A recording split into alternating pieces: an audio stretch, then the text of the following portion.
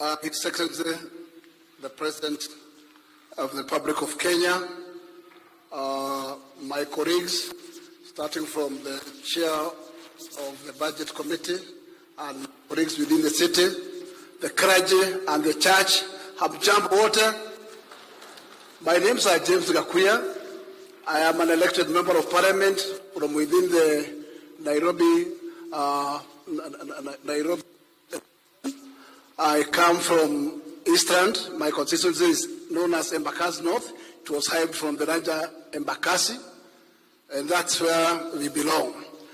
Today, we are honored to accompany the head of state in this particular church, AIC. It's a great church. It has a big history. We are also believers from my side. I belong also to Protestant church known as ACC and S. And we all have the root of Jesus Christ. We are very blessed today. The word was very much reaching to our hearts. The David and Goliath is a big history. And we have come from far with head of state. I can call him the David of our last election. And you know very well, we had a lot of challenges and temptations.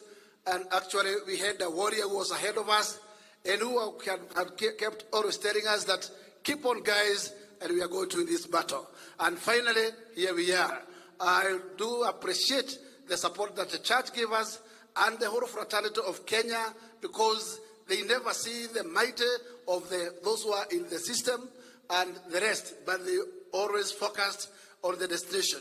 And here we are, and our David has already made us to be victorious, and therefore we feel the victory is with us. Let me have this opportunity to allow my colleague just to have a word and introduce himself as they sit down.